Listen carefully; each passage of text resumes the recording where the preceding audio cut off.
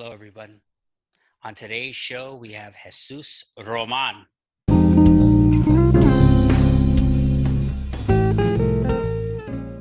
Welcome, Jesus. Mucho gusto. I'm here. Thank you for the invite. Welcome. Oh, yeah. Absolutely. It is a pleasure to have you here. You and I worked together for several years at the New Village School. And what exactly do you teach, Jesus? Yeah, I've gone through through some years at New Village. I teach math and I teach advisory. But when I started, Ruben, remember I started as a TA? Yeah. I started as a TA and I moved up. And actually, when I first went to New Village Girls Academy, it was as an after-school math tutor. Wow. So I moved up. I moved up from after-school math tutor, from having another full-time job. I was volunteering, and it seemed like a good school. Like, hey, this is interesting. I like the model. I've never seen a school like this. So yeah, I teach math at New Village. I have an advisory. I've also taught chemistry for 1.5 years when they didn't have like a credentialed science teacher. They needed to put somebody that knew the most science as possible. So Dr. Purcell threw me in there, and I figured out how to teach chemistry from my experience in science and physics and chemistry specifically. And I also teach financial literacy now. Oh, yeah. But by the way, Jesus, you don't understand how it warms teachers' hearts to hear. I started out as a TA supporting and tutoring, and then I became the math teacher of the class. And so as we talked offline here about advisory, because you mentioned you're an advisor at New Village, and I'm aware that a lot of people don't know what that means. And so we are going to review a book about the big picture very soon, relatively soon. And that's going to really make people think and admire you even more than after this interview, because the advisor is a whole other thing. So we'll talk about that. But let me just ask you this. When I think about your teaching style, I guess when I think about you and how you teach, I think about kindness, and I also think about a kind of conversational style. However, I've been gone for 5 years. How would you describe your teaching style as you teach math and other things, chemistry and other things? How would you describe it? Yeah, well, for math, I begin really with getting to know students in terms of what is their interest. So a lot of the times I'm like, hey, yeah, Genesis, like, what's your interest in? What do you want to do when you get out of high school? And if she says something like, oh, I don't know, I want to do like real estate. So it gives me ideas. So I'm building lessons and saying things throughout my lessons that pertain to different students' interests. And I'll point a student out and say, hey, you're interested in music. There's a lot of patterns in music as there is in mathematics, right? So I poke at them with their interest. And I do delve into some conversation. So for example, if I'm talking about linear equations or something, I'll tell the students, hey, like, what level of education do you want to attain, right? And how can that relate to our topics in math?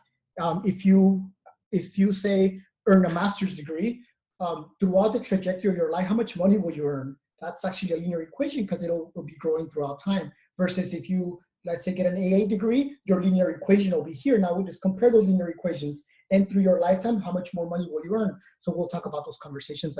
But really, I think my style will be mostly about what is your interest and really digging at how is it that they can use numbers and quantity to make powerful decisions.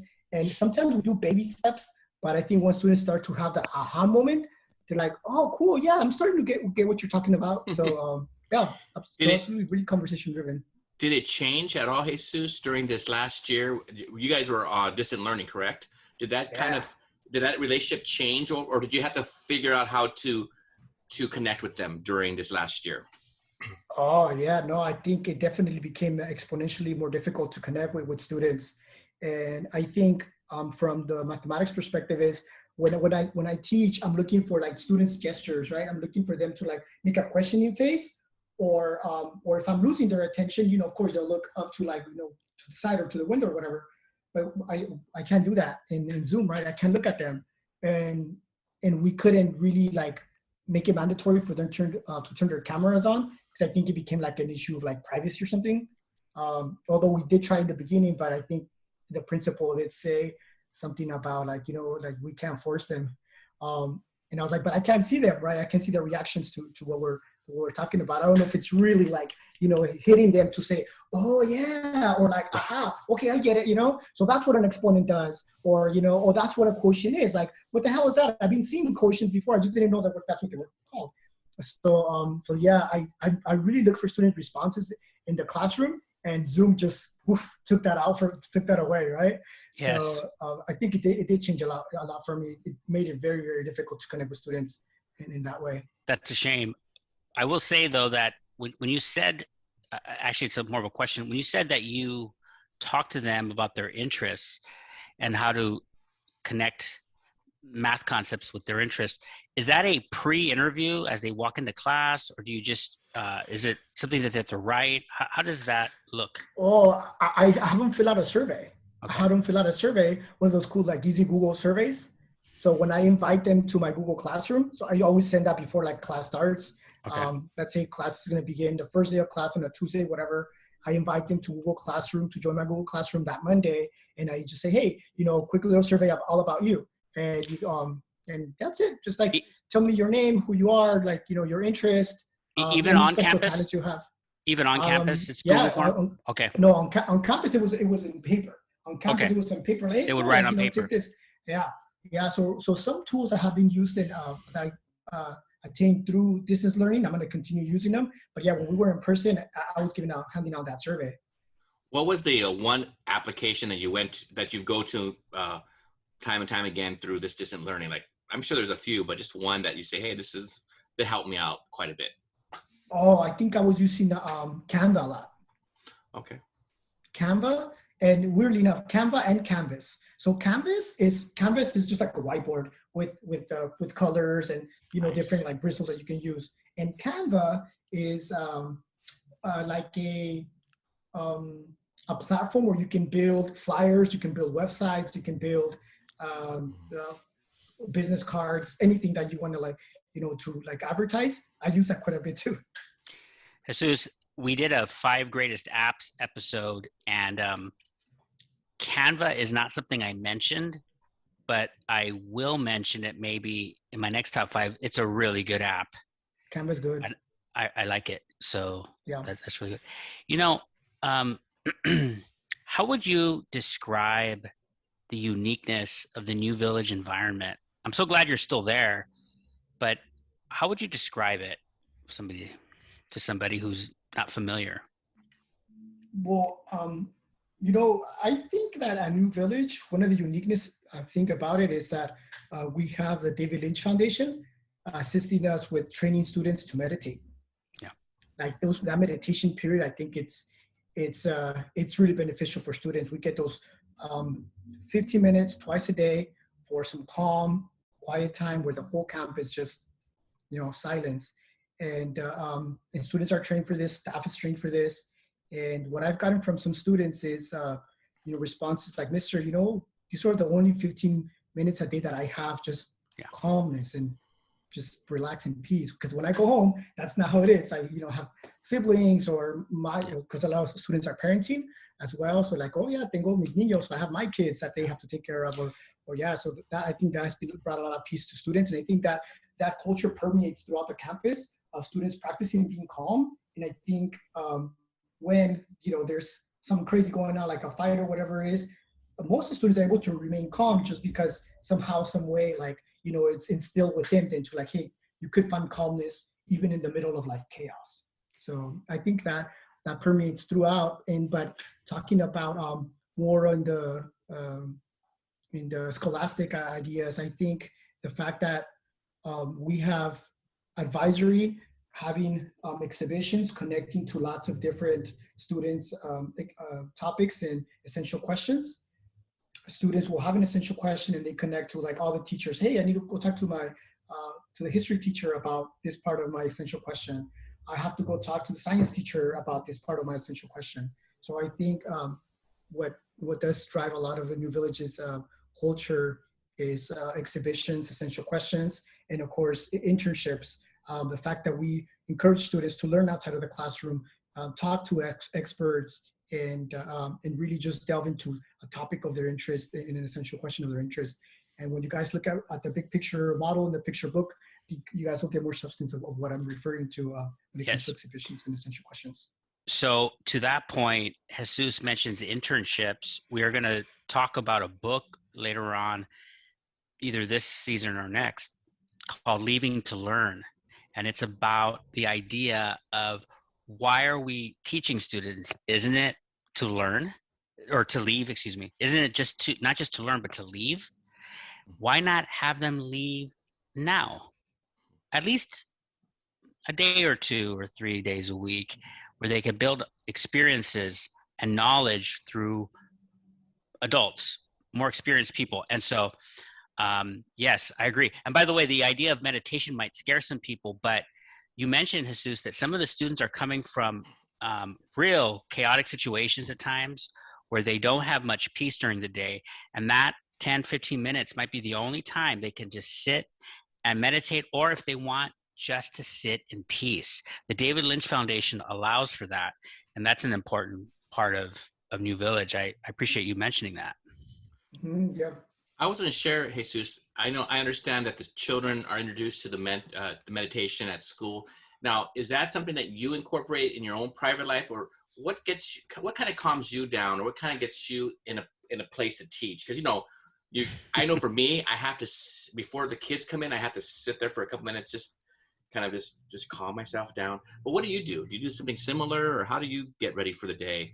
Oh yeah, Jacob. You know what? For my experience in meditation runs way before New Village. I've been meditating since around 2005 at UC Berkeley. I took this course called Meditation, Mysticism, and the Mind. And sure, they give you units for taking it, and yeah, they teach about different meditation practices. So I've been meditating since 2005. I joined New Village in 2012. So I do recall once I started to get accustomed to New Village, I was like, what, a school that meditates? And it gives us those 15 minutes also for teachers. Hey, cool. It was already a practice in my daily life. And I haven't skipped many meditations since I learned how to meditate. And meditation is one of those things that came to me from looking for a way to be calm and relax, because when I moved to UC Berkeley, I started to suffer from some sort of anxiety, some sort of depression, and I was given a medication, and it just would make me jittery. And I told the doctor, you know what, doctor, this medication just makes me jittery. And he said, well, have you tried meditating? And I said, what?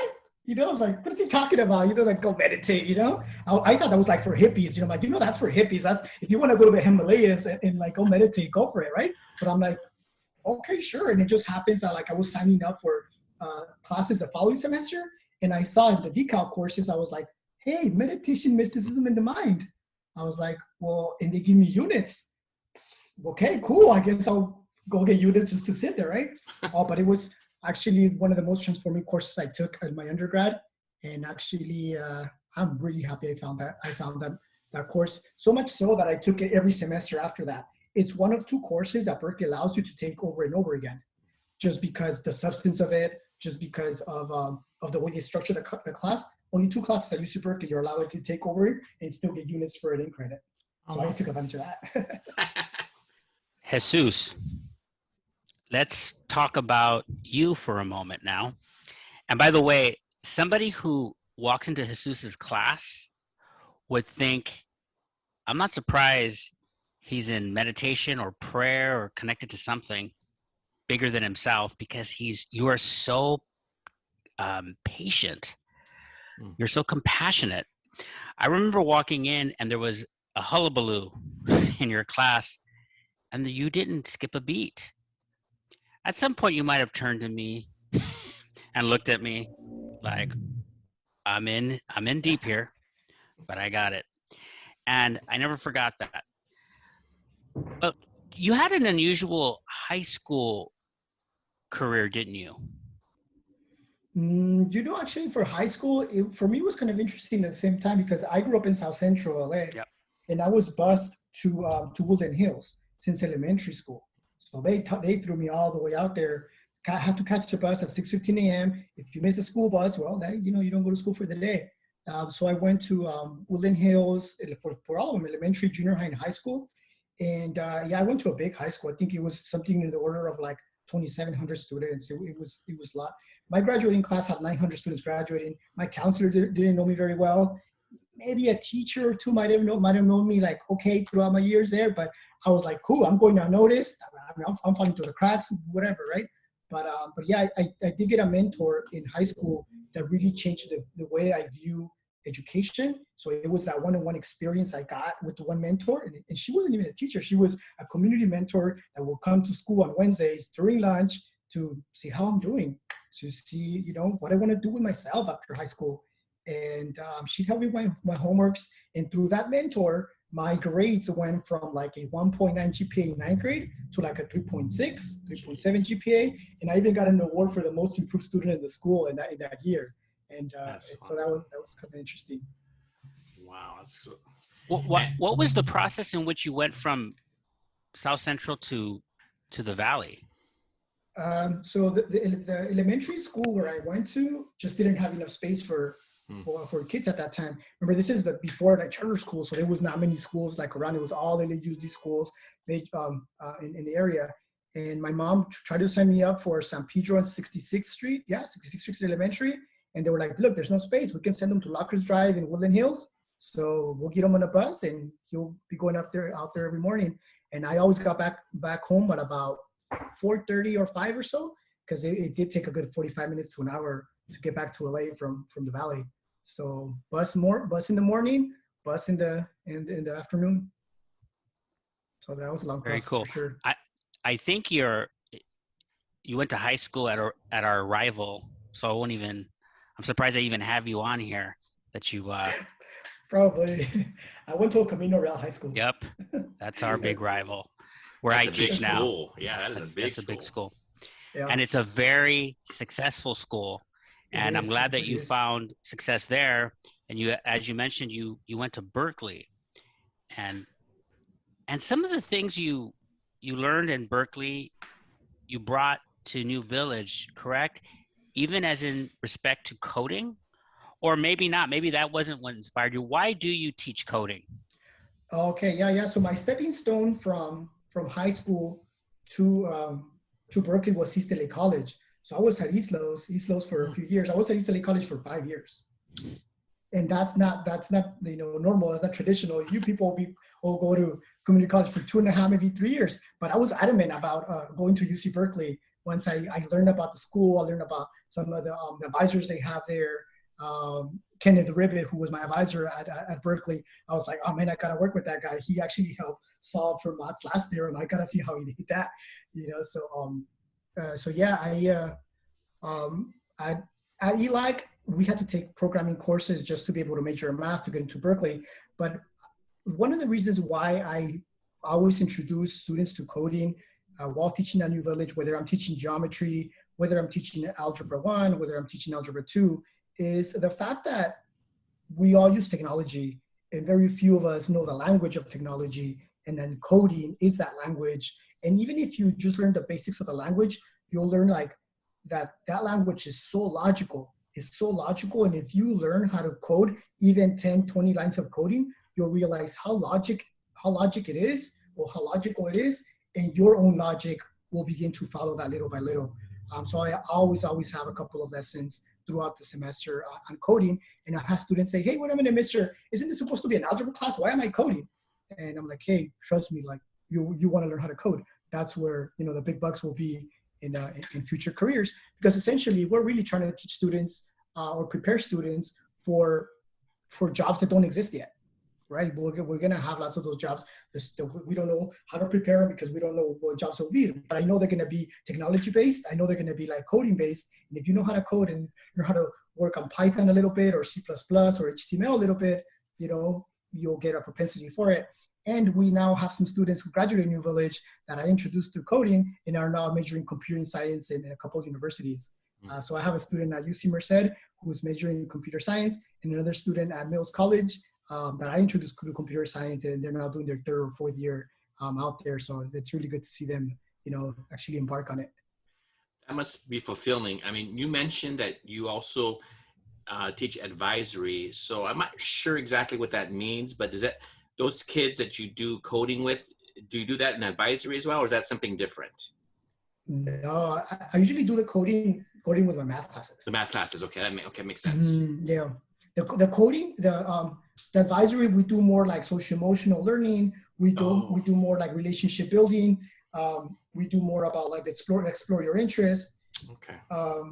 Let's figure out there's some circumstance in your life situation that maybe we can help improve, that maybe something challenging, that maybe like the school has some resources for. So we do a lot more of that in advisory than like hard academic work, especially with everything that COVID brought. And before that, I mean, students, they have become resilient through all these circumstances. But yeah, advisory is more relationship based between advisor students and students teaching each other. So yeah, that's how advisory. Seems like it goes hand in hand with this year, with the whole, distant learning and the kids who need that emotional piece. I would think that is so strong. I wish other schools would do what your guys are doing regarding, spending that time with the kids. I know some, this year they were doing it, but maybe not as much as they could. Jake, I will say this. If you read the big picture books, I will do that. And go into, well, you're going to do it because we're reviewing it. You better do it. But he's so tough on me. No, what I was going to say though is if you read them 5 or 6 years ago, and come into the new village the time I did, right? More like, well, I came in 11 years ago, 10 years, it looked very strange, especially if you're coming from a traditional model. Sure. It looked very foreign and out there. Now, after COVID and what online learning, distance learning, these writers were ahead of their time. These educators knew what was going on because we have to prepare them for what's next, for their careers and getting them socially, emotionally ready and everything else. Jesus, when I would walk into your room, I thought I was walking into some kind of geometry lesson sometimes, but then they were coding. And then I love how sometimes I walk into a room, now I'm calling people out. Not very often. The teachers there were very good. We've talked about some, especially like Ariel, Krista, Shin, where you walk in and they acknowledge you, and you would acknowledge me and you would say, Mr. Aguilar, look at this. And then I'd ask a question because I was curious, and then we would engage. And then you pointed me to a 3D printer, and I'm like, what is that? And you tell me all the things that, they're building. Mr. Aguilar, they could build a house from this 3D printer. And then me, as a joke, I go, can you make me a chorizo burrito? And then you said, yeah. Students were laughing. But what was your experience bringing that in and teaching that concept? Oh, yeah. Actually, like the coding that we used to do without a 3D printer came to life once we connected that computer to that 3D printer. I mean, we were making simple programming language and commands in geometry class for the 3D printer to make a three-dimensional triangle or a pyramid, let's say. So, hey, look, write these lines of code, and there are some measurements. So there are measurements on there. How big is that platform that the 3D printer has to print at? Even what color you want it, because it had really cool rails to select the color. And yeah, so geometry class, we would make pyramids or triangles. So it brought to life the fact that like you can make really specific commands in the computer, and then the 3D printer is going to follow them. And then the student will be like, wait, it's not making a triangle. I'm like, that means that your commands were not specific. It's doing something else.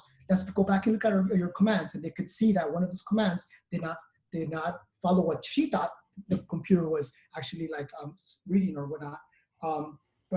And then also, students like making phone cases after that. They're like, wait, mister, can we make a phone case? I'm like, sure, let's measure out your phone. Look, let's bring out the ruler, let's measure out your phone. This is from here to here.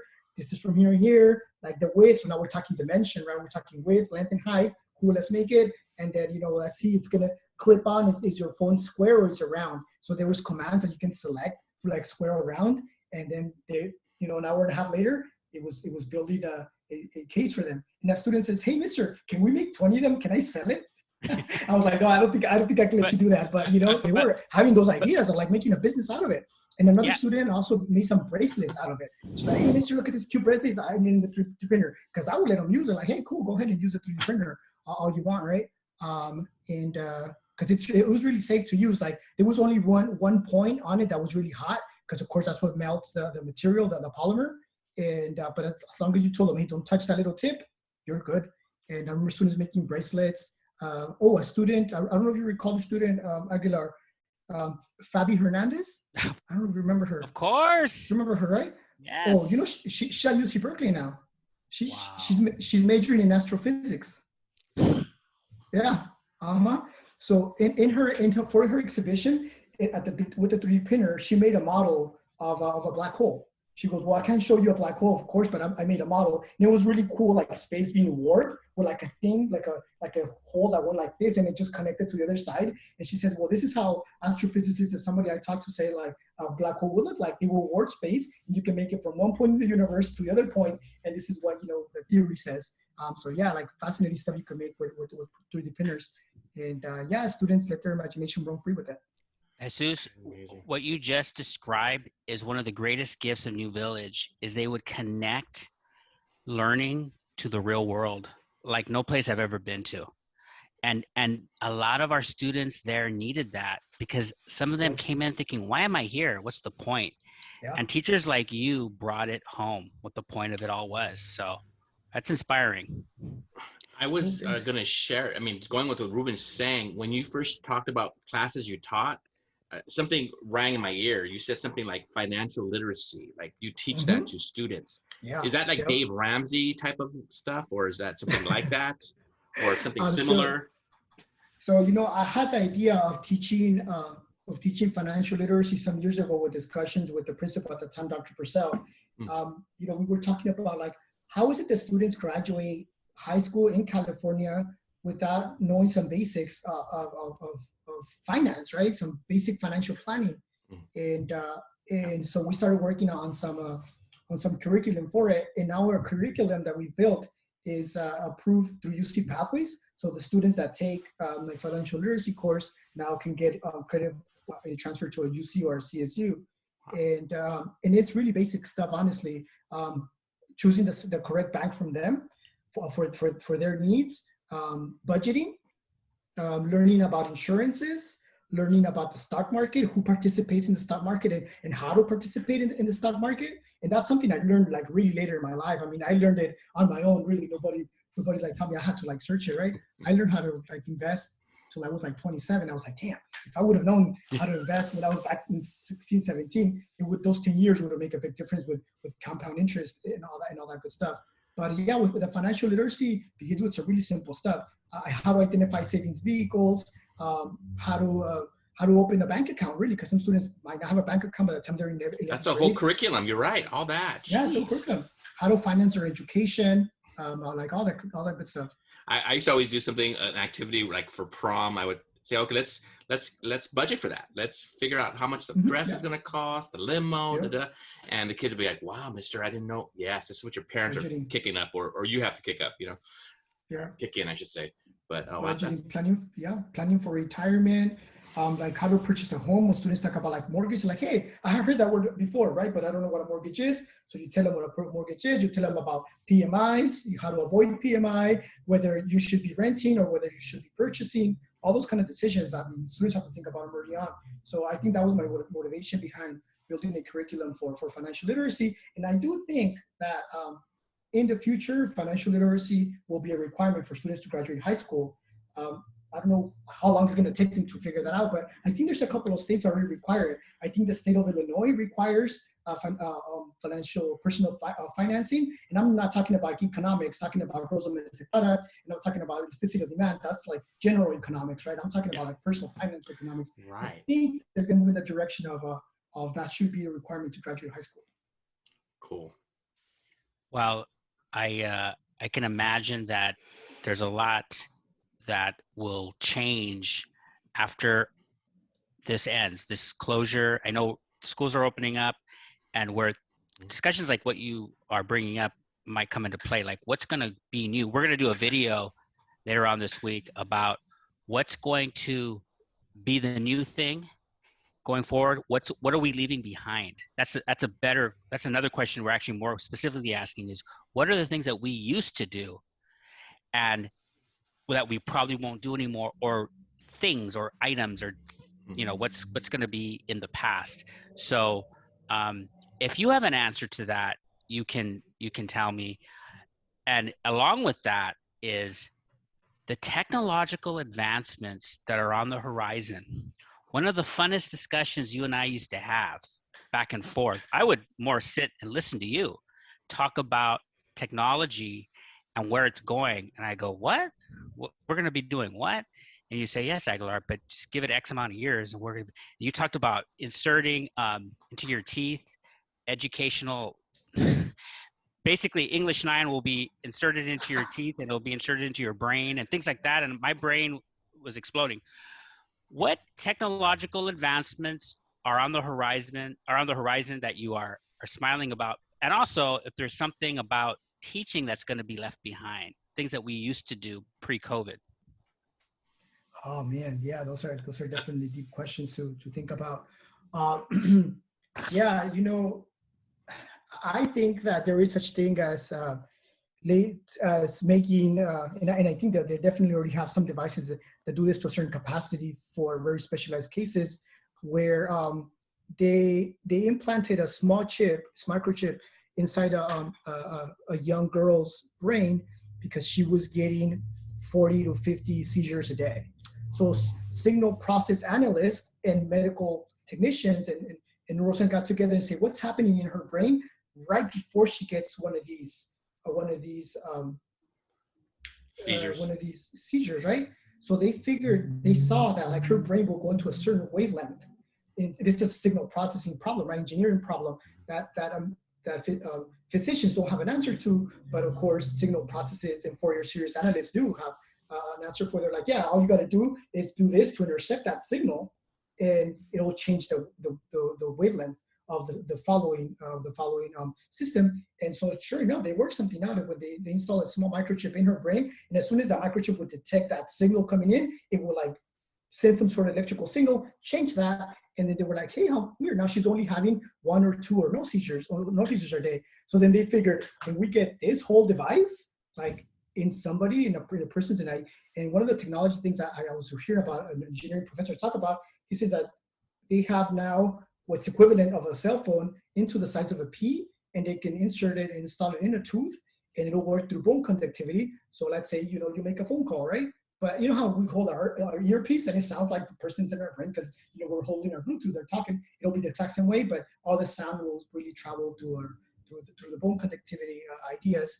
And yeah, I think that's definitely the horizon in some years. Just like nobody walks around with a flip phone anymore, right? Nobody has a phone like installed in their car. I think in the future you probably won't have a choice. And like, this is how we sell cell phones, and you want it installed, like, cool, go for it. Maybe I won't get it, but maybe my grandkids will have it that way, or my great grandkids will get it that way. But yeah, I think that technology is coming along. And yeah, I think students will become more technologically savvy after COVID, because I service a lot of newcomers into the country in my advisory. If a student has 4 to 5 months in the country, they usually bring them to me. And I've had students that I had to teach technology from like nothing. I had a student who's like, no sé prender la computadora. I don't know how to turn this computer on, right? And I was like, hey, cool, let me show you how to turn it on. Let me get, so and sort of like, another student, a peer, to like teach you how to do that. The student was like fascinated about like the email, like, this is my correo, like a mí, solamente a mí. Like she was like, that's just my email. And I was like, that's just you. Like all that comes for you. That's only for you. Watch, I'm gonna send you a message, and I just surprise her with the message. And then now she's happy. She could send an email and do all the good stuff. So definitely, I think what students are gaining will be more technologically savvy, and I think hopefully some of that coding clicks in, and they become at least fluent in coding. Very nice. And by the way, you make me think, like you make me, one of the best things I got out of New Village is the idea of essential questions for further inquiry, where teaching doesn't end here. By the way, Jesus, did you have Javier as well? I know you had Dr. Purcell, but you also had Javier, correct? Yeah. Yeah. But he was really big on essential questions and not leaving it in the classroom. Your learning keeps going. Mm-hmm. And so, but I was thinking when you were talking about seizures and the addressing the diagnosis and then bringing them down, but I thought there might be other problem, other medical conditions that might be addressed through this technology. Is pretty powerful. Mm-hmm. Absolutely. Absolutely. Okay. Now we got to talk about the most pressing concern of all time. And that is, who is your starting 5 players in the NBA? And by the way, we joke and we laugh about this. We've talked about this before, because you are not, it hurts me to say this, you're neither a Lakers fan nor a Clippers fan. And that really bothers me, Jesus. I almost put the kibosh on you coming on this program tonight. But it gets people angry, because I'll tell you what I mean a little bit later. But give me your top 5. Jake is going to give me his. It'll be you, Jesus, then Jake could give us our, and then we can react to yours. We can react to Jake's, and we can react to mine. Give us yours, Jesus.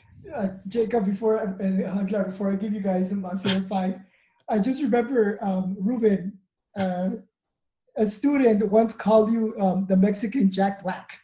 Oh, jeez. I see it. I see it, Jesus. Till this day, I laugh about that. Very funny guys, right? Okay. Very funny guys. That's fine. I'll take it. Yeah. Very compared to some of the other things I've heard. Fun times. But yeah, well, I wish I can put these 5 guys into my DFS lineup, because I am a fantasy a basketball player and a fantasy NFL player. So, I build my lineups using, it's not too fancy algorithms, but, I use my share of Excel, and I do use the power of statistics here and there. And I haven't landed first place in the Millie Maker, but, I've gone up there to 8th place, 7th place. So I've gone up a couple $1,000 on my lineups. And I wish I can put these guys in my lineup. But at point guard, I have to go with the best shooter of all time. Do I know what you're going to say. I know what you're going to say. Who it is. He's the best player of all time. I know what you're going to say. Not that I agree that you're going to put him. Not that I agree with your selection. Jake, do you know what he's saying? Best point guard of our time? I want to say he's saying point guard. The best shooter, yeah. The best. Is he saying Magic? No, I know he's saying. No, I know what you're saying. Stephen Curry. Curry, yeah. Curry. Yeah. Wow. He's on fire. I mean, like, he's on fire. Yeah, he is. Oh man, the way he moves without the ball, like, man, he just moves spectacularly without the ball. People underestimate his finger roll, but yeah, that shooting he's on fire. Okay. So I would definitely put Curry at point guard. Okay. I'm waiting for your next 4. I'm showing a lot of restraint right now, Jesus, because there's a lot of fury in my soul right now. But give us your next 4, and then I'm going to give Jake his chance to give his top 5, and then I'll give my top 5. Go for it. Oh yeah, shooting guard. I'm gonna put Michael Jordan in there. I mean, I grew up watching the Bulls in the early '90s, so there was nobody more spectacular than Michael Jordan. So I'm gonna put Michael Jordan as shooting guard. At SF, let me see. At SF, I mean, I gotta put in LeBron James. At small forward, I'm gonna put LeBron James, just because I mean, he's the most complete player like to play. I mean, that guy is spectacular. He's in his mid to late 30s, and he's still balling it up. He can ball up with anyone. At power forward, I'm gonna go with Tim Duncan. I'm gonna put Timmy in there. And for center, I had a hard time. But for center, I concluded on Nikola Jokic, the current center for the Denver Nuggets. Nikola Jokic. He is very good, but I am the Joker. I am so surprised you just picked him. He is very good. That's funny to me, because I'm like, he's a modern type of center. He's a modern type of center. I mean, I was going to throw Shaq in there, but Shaq will get outdone now, because centers move around a lot more than he ever did, right? And you need centers that can shoot and that can pass. Nikola Jokic has got that Joker doing spectacular things out there on the floor. I can't wait to give you mine, because you might be surprised. I like the curveballs you threw. Go ahead, Jake. Your turn. Maybe, as I'm realizing this, I think it's because of maybe the time frame we live. Because I think you're a little younger than us, Jesus. So that's why you're giving us. But he picked Jordan. Well, yeah. Well, I'll go there too. Jordan. Give us your top 5, Jake. Just go. Okay, I'm gonna go there. I'll go Jordan first, because I think he is. Before you give us your 5, we were going to give our 5 plus our number 1 of all time. What was your number one of the top 5, Jesus? Okay. And then Jake, you do the same. Give us your 5 Okay. and the number 1. LeBron James. Wow. He convinced me over the years, man. I was on Michael Jordan for years. Even before Michael Jordan, I think I was on Kareem Abdul-Jabbar. But then, Jordan converted me to him, the greatest of all time. And then seeing LeBron, oh man, it's LeBron. I mean, Wow. we can argue all day, but I don't think there's much arguing necessary. It's right. LeBron James. Okay. Wow. Well, I will just wow. Well, I have Jordan as my top basketball player of all time. First off. What's your 5? Yeah, I know. Here we go. I just wanted to share that first. I'm going to go ahead with my forwards. I'm going to go with Larry Bird. I was just watching a video of him today. He was crazy. He just was awesome. So I'm going to go with Larry Bird.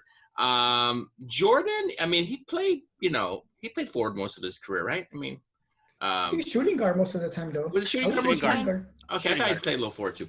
But shooting guard, okay, then I'll go with, I'll go shooting guard with Jordan. And, of course, my point guard is Magic, okay? And my center is Who's your power forward? Is, my small forward is LeBron. You said Larry Bird. I'm sorry, Larry Bird. I'm gonna have to can I just put the other forward as LeBron? Because I don't. I mean, no, cheating. It's cheating, but go on. Because it's kind of hard for me to. That's fine. He does play other positions. Yeah. And who's your center? My center is Kareem. Who? Okay. Kareem Abdul. And again, I would say that Jordan's my top. I'm sorry. Yeah. I've seen them all play, and I think he's the best ever. Very cool. Let me put an asterisk by the Kareem thing, Jesus. You've changed because you did say Kareem before, and now you've switched, which is cool. I like that you're open-minded. You're willing to switch a little bit. Yeah. I like Stephen Curry though. I like the choice. That was a good one. That's my one pick that infuriates me because really, here's my pick. Here are my top 5. At point guard, for me, it's Magic. Because of all the things that he could do and the amazing, look at your face. You're just, okay, it's all right. This is not happy with me now. Shooting guard, MJ. Small forward, well, I'll say power forward first because a lot of people would pick Karl Malone and those type of guys, but for me, it's Tim Duncan as well. You picked Tim Duncan too, right? Yeah. For me, it's Tim Duncan, and wow. He, to me, is very close to the greatest player of all time. Like, he, for me, was the second greatest player of all time for several years. But now he's not even in the maybe he's in the top 3. But anyways, small forward, LeBron. I'm going to give you a curveball at center. Hakeem Olajuwon. Hakeem, to me, was so powerful in the paint. He could move like nobody. He put his team on the back. To me, he was the center version of Mike. He was like the Michael Jordan of centers for a while. For years, it was MJ as the greatest player of all time. And all I will say is this. What? If somebody says LeBron is my favorite player of all time, I will agree with them. I know it sounds weird. Like I believe it's both MJ and LeBron. Like it's 1 and 1A, because you can't discount what MJ did. However, LeBron is so dominant.